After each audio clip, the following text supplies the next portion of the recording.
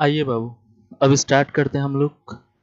इससे पहला वाला लेक्चर में हम लोगों ने सीखा था कि ट्रायल बैलेंस होता क्या है, ट्रायल बैलेंस के महत्व को समझा था हमने, और हमने एक बेसिक क्वेश्चन किया था और उसमें ये समझा था कि ट्रायल बैलेंस में आइटम को दिखाते कहाँ थे।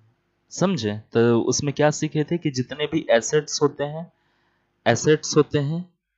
और एक्सपेंस होते हैं, उसका जो बैलेंस होता है डेबिट होता है। और फिर हम लोगों ने सीखा था कि लाइबिलिटीज इनकम और कैपिटल को हम लोग शो करते हैं क्रेडिट साइड में। तो आइए फिर हम स्टार्ट करते हैं ट्रायल बैलेंस का ये सेकंड लेक्चर, और देखेंगे इसमें कह रहा है इस क्वेश्चन में कि following trial balance is given but it is not correct. ये जो ट्रायल बैलेंस दिया हुआ है ये करेक्ट नहीं है, आपको बनाना है।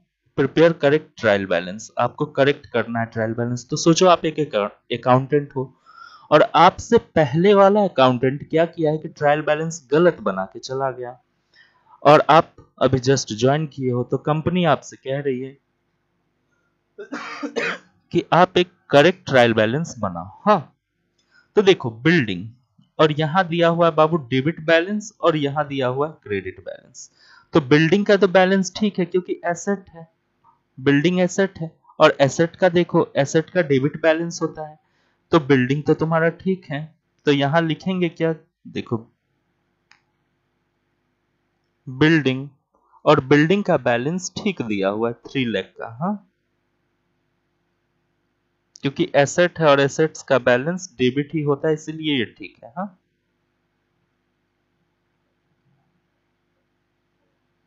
चलिए, तो ये 3 समझिएगा, ये 3 है। हाँ, उसके बाद देखो मैशिनरी, मैशनरी का भी ठीक है।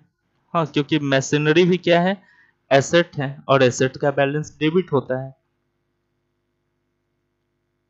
तो मैशिनरी का भी बैलेंस बाबू ठीक है 85,000।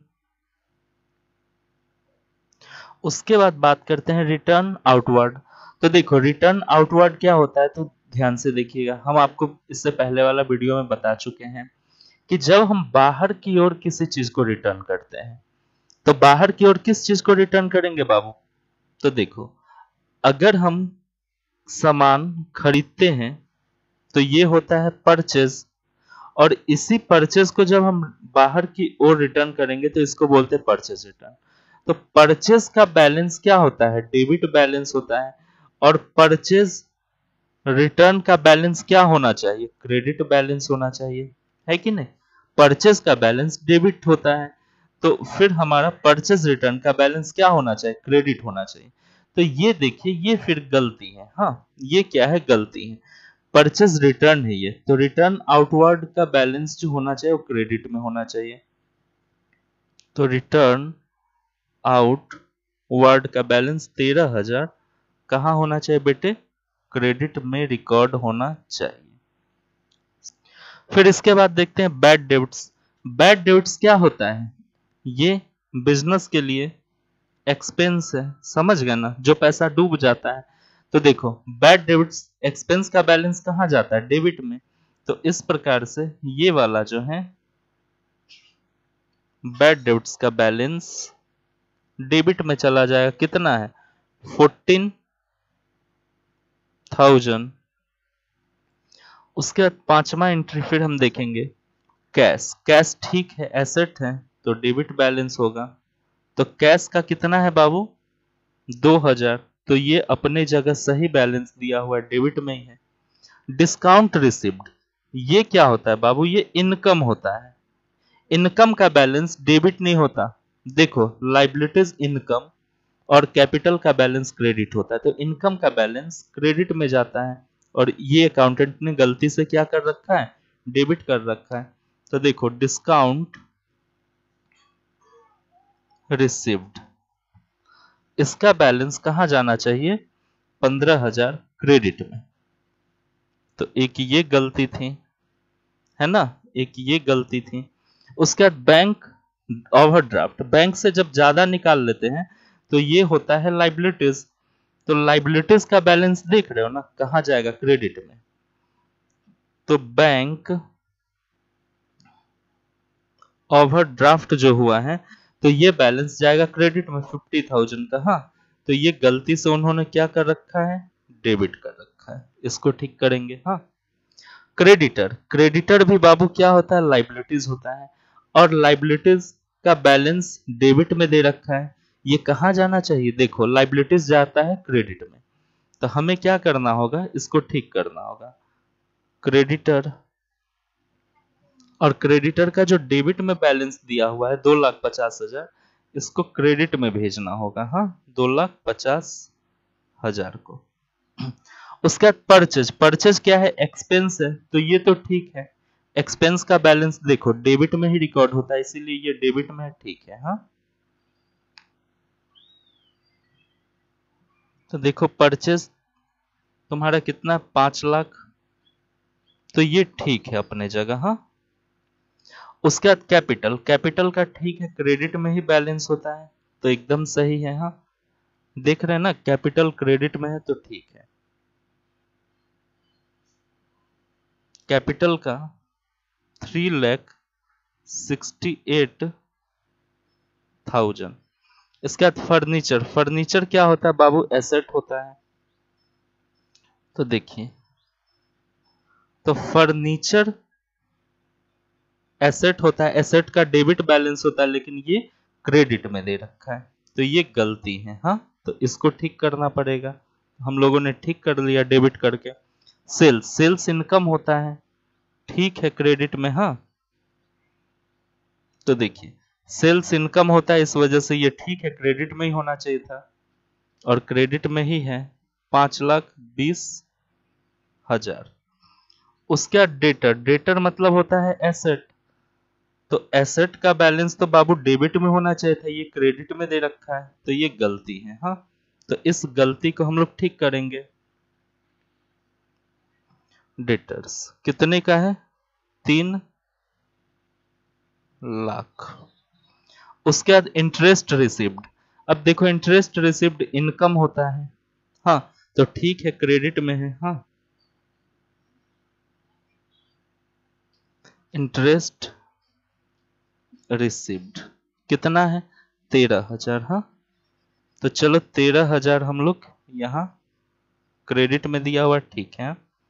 अब इसका टोटल करेंगे, और टोटल दोनों साइड का इक्वल आना चाहिए, तो हमारा ट्रायल बैलेंस सही हो जाएगा। हाँ, तो देखिए अगर इसका टोटल हम करते हैं तो 12,29,000 टोटल आता है, दोनों साइड का 12,29,000, जो कि आपका आंसर भी दिया हुआ है 12,29,000। हाँ, इसका मतलब ये ट्रायल बैलेंस अब ठीक हो गया। समझ में आया, तो कोई दिक्कत था, ठीक है। अगर कोई दिक्कत होगा तो आप मुझे कमेंट बॉक्स में कमेंट कर देना। हाँ, ठीक है।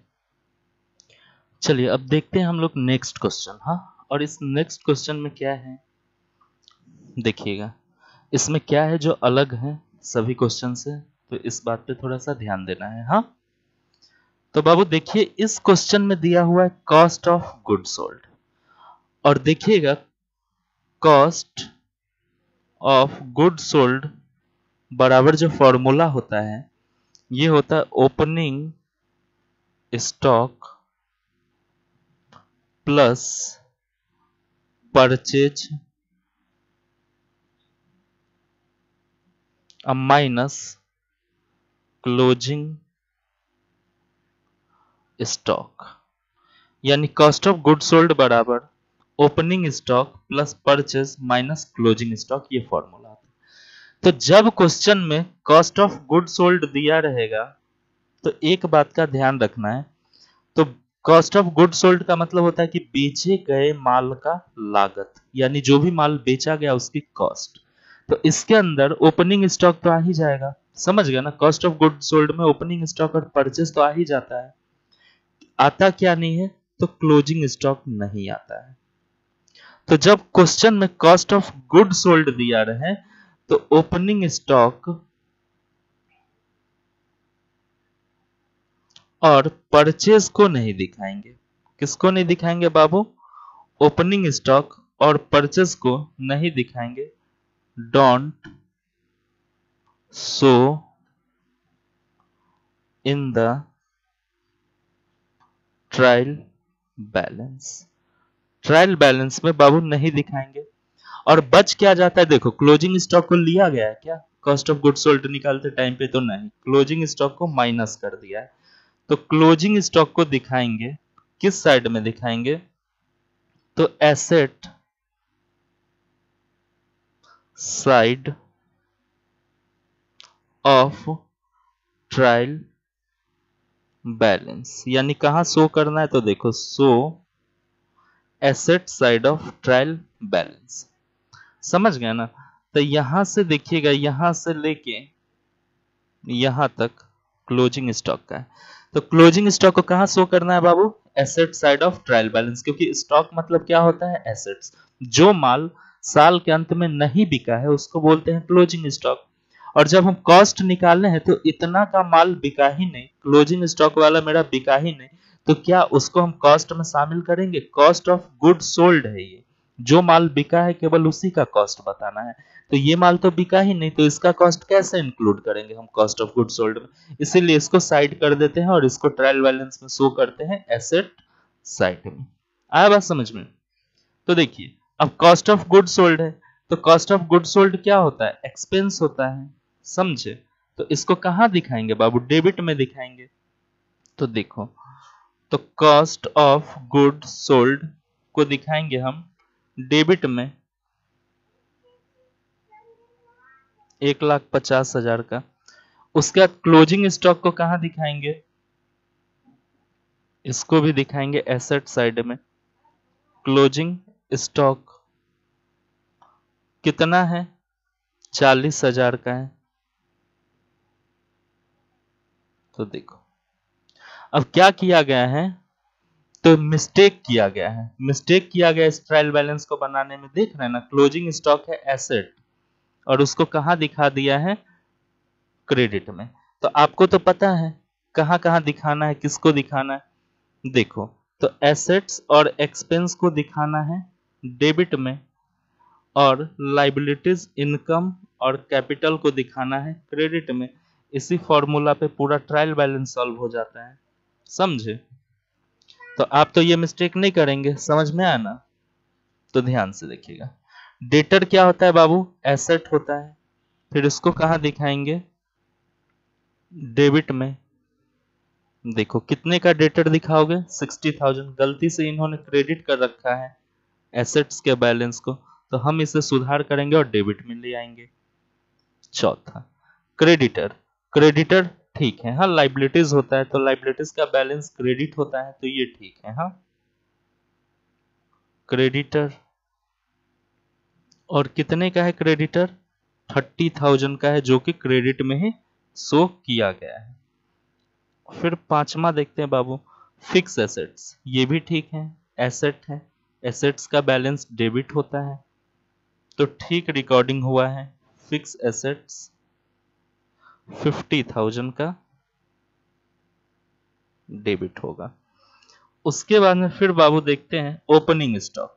तो हमने क्या मना किया है, देखना, जब कॉस्ट ऑफ गुड सोल्ड दिया हुआ है तो ओपनिंग स्टॉक और परचेज, ओपनिंग स्टॉक और परचेज को क्या करना है बेटे, ओपनिंग स्टॉक और परचेज को do not show in the trial balance, क्योंकि ये कॉस्ट ऑफ गुड सोल्ड में शामिल है, तो ओपनिंग स्टॉक को नहीं शो किया जाएगा। हाँ, फिर हम क्या करेंगे, एक्सपेंस है, एक्सपेंस का तो डेबिट बैलेंस होता है, लेकिन यहाँ क्रेडिट कर दिया है, तो हमें डेबिट करना पड़ेगा। कितने का एक्सपेंस है बेटे, 20,000 का। तो देखो इसको ठीक करो, है ना। सेल्स ठीक है, क्रेडिट बैलेंस होता है क्योंकि सेल इनकम होता है। तो देखेंगे सेल्स का कितना है, 2 लाख का बैलेंस है। और कैपिटल, कैपिटल तो बाबू, कैपिटल का बैलेंस देख रहे हैं ना, कहाँ है, क्रेडिट में होता है, तो इन्होंने गलती से क्या कर रखा है, डेबिट बैलेंस कर रखा है। तो अब हमें कैपिटल को क्या करना पड़ेगा, कैपिटल को क्रेडिट में ले जाना पड़ेगा 90,000 से। अब बेटे हम दोनों साइड का टोटल करेंगे, दोनों साइड मेरा इक्वल आ गया तो ट्रायल बैलेंस सही है। तो चलो बाबू, डेबिट साइड का तो हमारा टोटल होता है 3,20,000, और क्रेडिट साइड का भी टोटल होता है 3,20,000। हाँ, तो ये हमारा टोटल हो गया ट्रायल बैलेंस का। हाँ, 3,20,000, 3,20,000 दोनों साइड है, तो हमारा ट्रायल बैलेंस अब सही हो गया। समझ में आया? ठीक है बेटे, तो मिलते हैं हम आपसे नेक्स्ट वीडियो में ट्रायल बैलेंस का। ठीक है, तब तक के लिए बाय, टेक केयर।